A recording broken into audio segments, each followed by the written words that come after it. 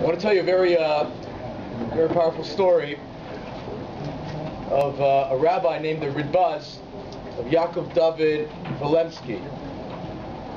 Rabbi lived in Chicago and eventually moved to Sfas. He wrote many commentaries on the Talmud Yerushalmi and other things. There's an amazing tale told about him. One day, on a cold evening, his Talmidim came to visit him in his base medrash in his home. And they found him slumped over on his stender, crying. And they came over to him, they said, "Rabbi, why are you crying?" So he said, "I'm crying because tonight is the yurtzeit of my father." The Talmidim turned to him, they said, "Rabbi, it's true, tonight is the yurtzeit, but your father passed away over 50 years ago. Why are you crying?" He says, "I'm crying because I remembered a particular story about my father. And tonight, it's so cold outside, I didn't really want to go to shul. I wanted to ask people to come to my base medrash in my home and make a minyan. I began to cry because I remembered my father, a story about my father. It made me very sad." Listen to this story. He said, when he was a young boy, his father was very, very poor. The family had very little. And his father sent him away to study with what they called in those days a malamed, a teacher. Today we're lucky, we have schools, we have infrastructures and buildings, but in the old days, they didn't have schools. They had people who were more knowledgeable, and you lived in that person's house. And sometimes, and very often, the malamed, the teacher, was not even living in your own town. You'd have to send your young boy to a village 2-3 miles or a day's walk or whatever it was, and that's where he would learn. So the Rabbi tells the following story, that when he was a young boy, his father sent him to this malamed, and he had almost no money to pay this malamed. And after 2 months, the malamed turned to little David, and he said, "David, it's okay that I love teaching you, of course, but I can't afford to feed my family. I've kept you here an extra 2 months. You have to go home to your father now, and you have to tell him, I cannot continue to teach you unless you pay me." So little David ran home to his father and to his mother, and he said, "The malamed no longer wants to teach me. What should I do?" And David's father, the Rabbi's father, was so sad, and he was really broken. He didn't know who to turn to. So he went to the shul. He hoped that some inspiration would come to him, someone he would meet, an idea would come, and he would go and daven. So he went to the shul, and while he was so depressed, sitting down on a bench, somebody came into the shul, gave a clap on the bima, and he said the following. He said,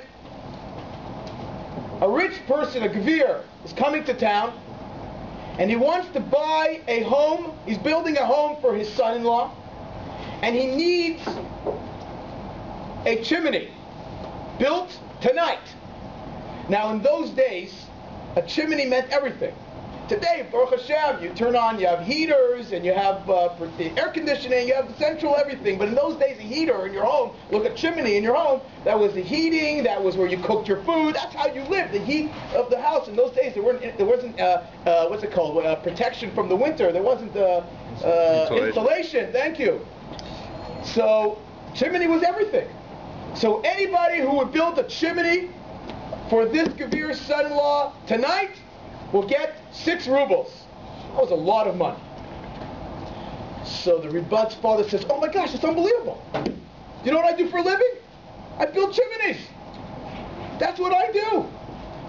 But it's the middle of the winter. I don't have any equipment.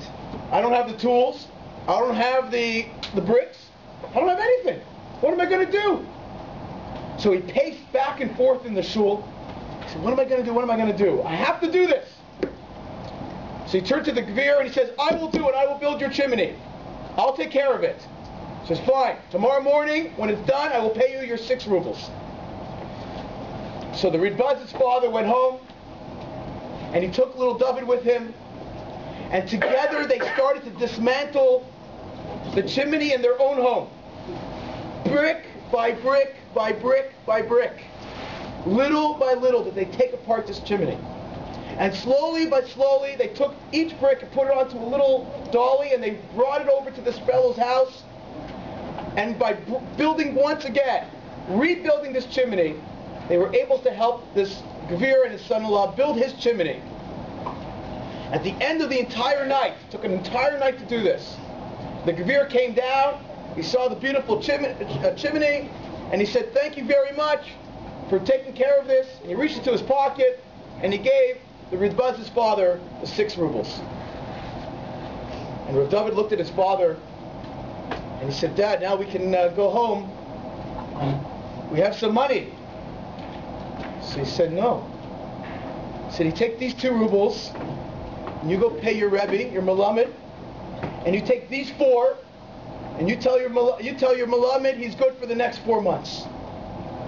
Rav David took back the money to his Rebbe, to his Melamed, and there he continued to learn. And he turned to his Talmidim, who were in his home, in his Beis Medrash, and he says, "This is why I'm crying. I was too cold and too lazy, perhaps, to make my way to shul on the yurt side of my father. But I remembered my father's sacrifice for Torah. I remember what my father did for me, and that action changed my entire life. I will never, ever forget it." And I think we as fathers and as children, we have to think to ourselves also, what bricks do we leave for our children? What bricks do we leave for the generations that will come after us? What will we do in our lives to make the world a better place by the things that we leave behind? And that's a story I think we could all relate to in our own little way. Go ahead.